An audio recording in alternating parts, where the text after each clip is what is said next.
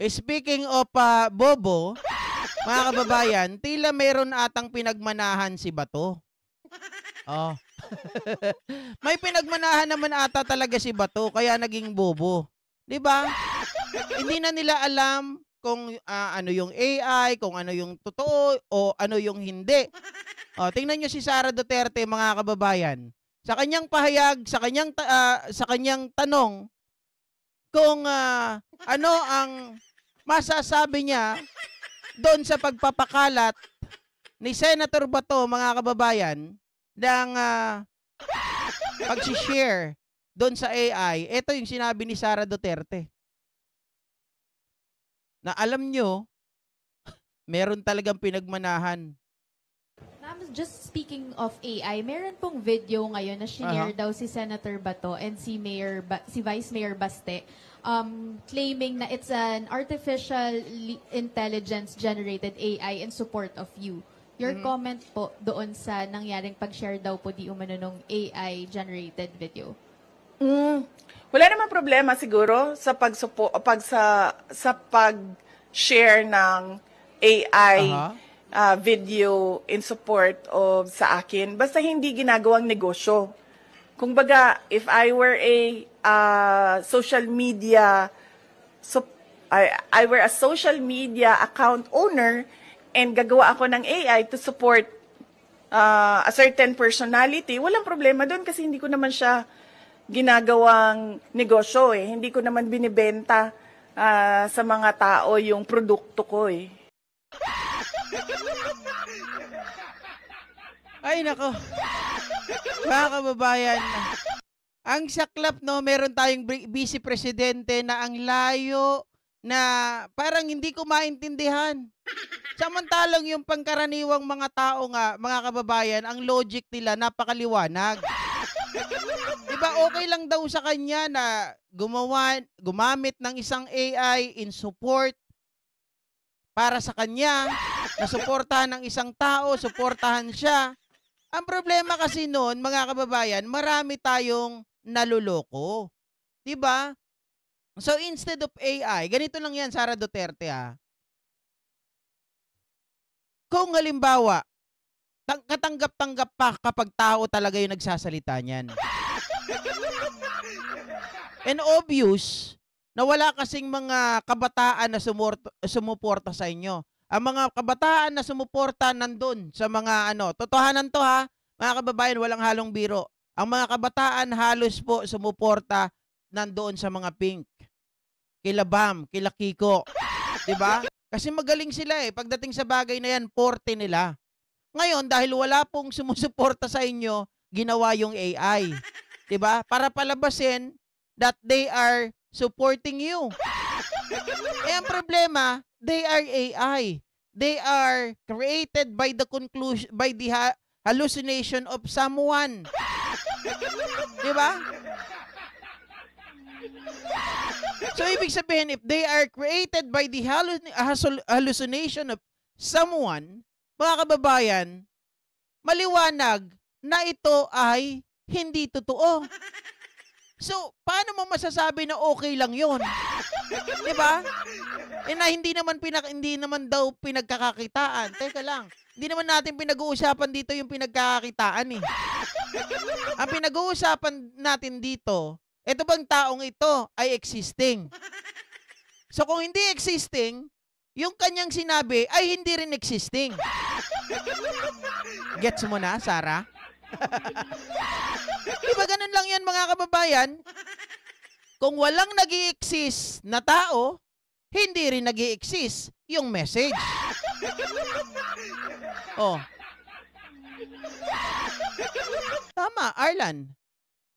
Kumbaga mga kababayan, natutulog ka, nananaginip ka, pagising mo, ay teka, akala ko may kabataan na sumusuporta sa akin that they are in favor, mga kababayan, of Sara Duterte. Pero naisip mo, nagising ka, hinahanap mo yung bata, wala naman pala. Oh.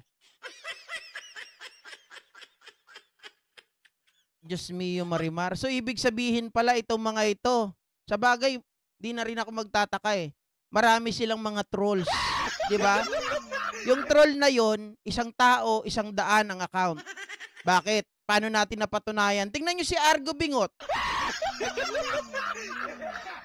Ilang oras tayo nagtatanggal, mga kababayan. Ilang oras tayo nagtatanggal sa mga moderator ko na nagtatanggal nung account ni Argo Bingot. Binilang ko yon, mga kababayan. Kulang-kulang 50 ang account ni Argo Bingot. Oh. Pero alam natin, isang tao lamang ang gumagamit ng account na yon. Oh. The rest, isang tao, less than 50 ang account, baka nga marami pa yan eh. 'Di ba? Hindi totoo yon. So sa social media, madami kayo. Kaya ang nanonood sa kanila, mga kababayan, libo-libo. Pag tinignan mo naman, dun sa sumusuporta sa kanila, puntahan mo sa mga rally. Hindi kasama yung rally ng Iglesia ni Cristo, ha? Yung rally nila sa Robinson, yung rally nila sa EDSA, mga kababayan, mas marami pa yung vloggers. Mas marami pa yung camera. Oh. Maliwanag na yun ay panloloko. Diba? Ang tawag doon, Sara Duterte, pag ganun ang pag-iisip mo, sinuportahan mo si Bato, na kahit na nahuli na siya, na AI yun, wala daw siyang pakialam. Kahit generated by Manobo daw yan, wala daw siyang paki. Kita mo yung takbo ng utak. How could that message be exist if the messenger is not also exist? Diba? Ay sasabihin naman nila, teka, anong GP? Yung messenger hindi nag-exist? Eh sino ang gumawa ng AI na yon? Tao gumawa nun, di ba? Yes, indeed. Tao ang gumawa nun base hango sa kanyang halusinasyon na may isang kabataan na nagsasabi that he is in favor of Sara Duterte. If they want Sara Duterte to be accountable, mga kababayan, it should be everybody. Diba? Yun ang sinasabi. Ibig sabihin, fake pa rin yun. Kasi wala talagang tao, mga kababayan, na exactly sinasabi niya na kabataan, yun ang sinasabi. But it was created by the person who wanted to have that kind of message. Diba? Oh. Maliwanag, Sara.